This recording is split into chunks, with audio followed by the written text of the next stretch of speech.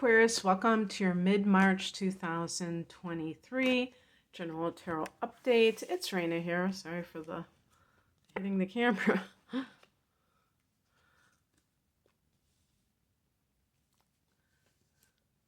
Ooh. Oh my gosh, I just thought of something.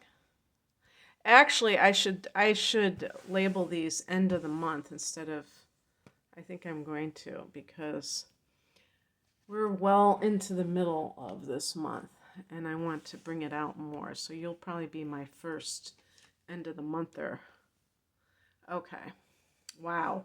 Okay, let me just say one of the reasons why I'm saying this is because when I got the Fool card for the central position, I'm thinking, okay, oh wow, I don't know if this should be for Aquarius. And then I thought, wait a second, what is the 0? What does that represent that is coming up? We have a new moon in Aries on March 21st at 0 degrees of Aries. But on the 23rd, a couple days later, Pluto goes into Aquarius, 0 degrees. You're Aquarius. Okay? This is a whole new territory for you. I like to bring out I'm primarily an astrologer, so I like to bring up like astrological references that are current to kind of go along, the synchronicity of this. But I just got like this oracle deck called Star Codes Oracle, so I'm gonna just, for the heck of it, well, I've got it, I had it upside down, so I'm just gonna shuffle for a second and pick a card from that because I've been forgetting to pick. Oh no. God, if I would have done it on camera, you would have been so impressed. This is your house, Aquarius. Oh my God. I know you're going to say, oh yeah, you did it on purpose. No, I did shuffle the cards like kind of off camera, but I picked that card. So, I mean, I got, I think I got Saturn for Pisces too. So, oh well. Anyways, so the heart of the matter is the Fool. And this means that this is something that you might be wrestling with, dealing with, the idea of absolutely new beginnings. What does that really mean? How is that going to affect you? There could be some trepidation sometimes because if you are, for instance, if there are any Aquarians out there who are doing something very different in your life, you may feel a little bit uneasy about it. Like, let's say you're retiring or you're moving across the country, moving to another country. That might be something that is so, I actually think, because this is the outcome card, is the 3 of Wands, it could be something like that you're very, a little, maybe a little nervous about it. I think one of the reasons I call Aquarians contrarians is because even though you are ruled by Uranus and you're supposed to be so unpredictable, you are a fixed sign. And so just like any other fixed sign, you may crave that sense of routine and predictability in your life so that you feel like there's not chaos. And so this might even be like, I'm looking at the past position, which I find very interesting because with the card that I picked, the 11th house for the oracle, the word that they use below it is community. And this is the card that we're getting with the 3 of Cups. And so I'll just give you an example. If you're someone who has recently gotten divorced and you are reconnecting with friends, because the 3 of Cups can be kind of this celebratory energy, but this friendship kind of a vibe, it might be something where you're kind of leaning on them because you need those people in order to feel like your life has some continuity, that you have some support system. And that's because you feel like you're being thrust into the unknown. And also, I wouldn't be surprised if some of you are even going into some venture with friends, whether it is with business or even housing, where you're going to live together. Um, or when I say friends, people that you share common interest with. The higher message, these are two cards that are earth related.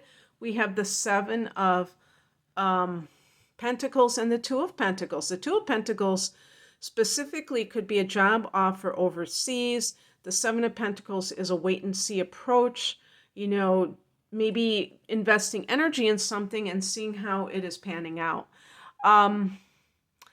So I was thinking when I was going to talk about the Fool card, I was thinking about that line from Star Trek, but I never was a Trekkie, so I don't even know the actual saying. But where no man has gone before, what they said, and that kind of like venturing out into something that is unknown.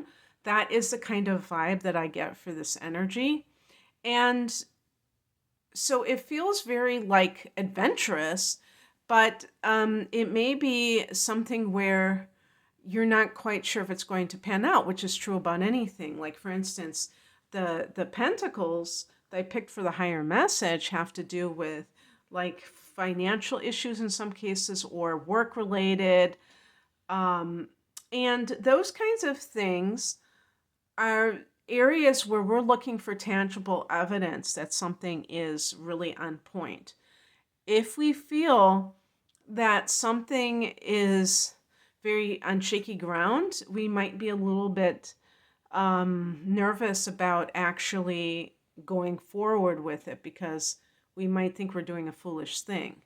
So those kinds of things may come into the picture, and you have to decide, are you going to be afraid of what could possibly happen? Let's see what we've got here.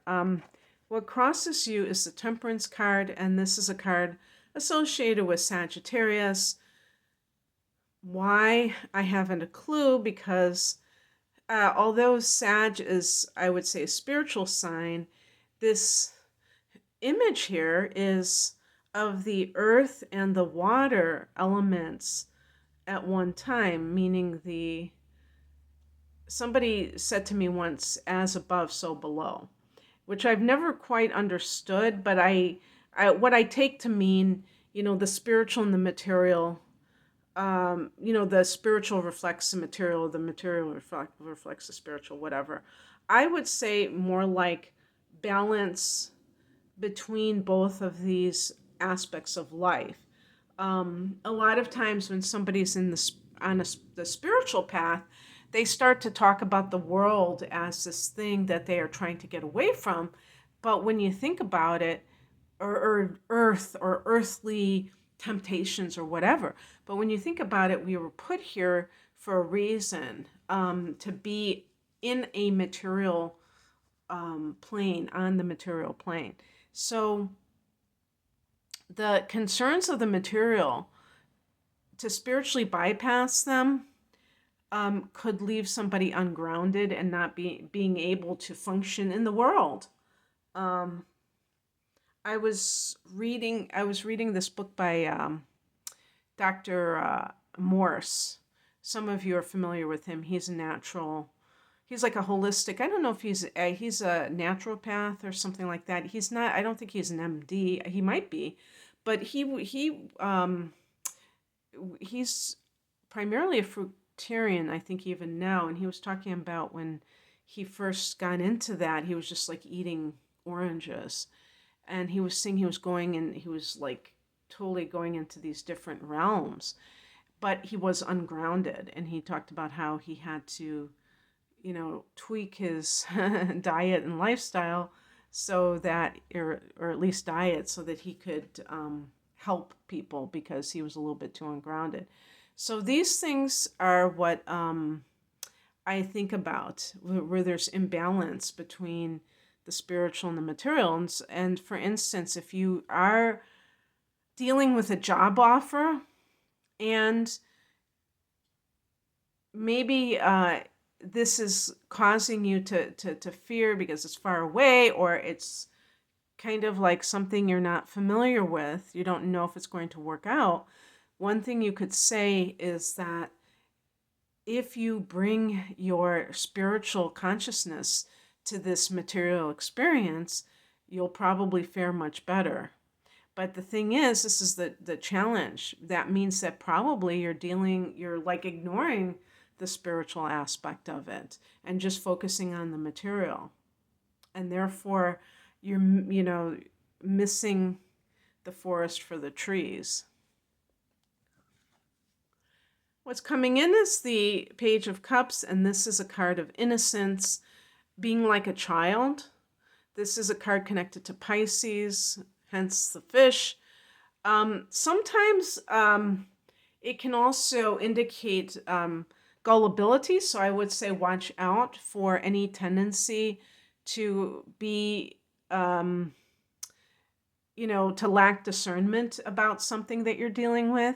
I typically would say that if you are dealing with some kind of an offer that is not, that you haven't really, for instance, if you get a job offer and it's overseas and you just like buy your plane ticket and you really haven't investigated the company very well to make sure that it's legitimate and things like that, I'm talking about something like that. But it's also about not being too jaded, and sometimes people, they have something good, um, happening for them, and they're just like looking for the sign that it's a scam or something like that, because they are so, they have had such an experience of being screwed out of something. So not getting too caught up in that kind of thinking, where you're waiting for the other shoe to drop, but that you have that innocence of a child. And then the outcome is the Three of Wands. So it's kind of going for it and kind of really, this is a card of embracing expansion in your life. And this could be like you see the mountains in the distance. The person is looking for bigger areas to play in, meaning that they're maybe expanding geographically, expanding your through your career. Wands can be your career. So perhaps you're going into new territory, but you're afraid because you don't know if it's really going to give you maybe the financial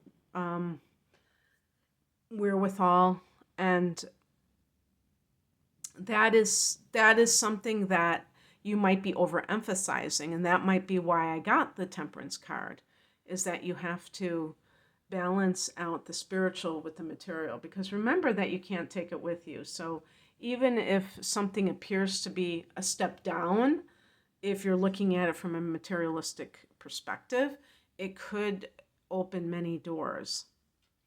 So let's talk about this card, the 11th house of community, the house that you rule. And how does this play into things? Well, first of all, you are that kind of person who is very interested in the collective versus the individual. Although, that's why I say another reason you're a contrarian is that you don't want to really conform to anything, including a group.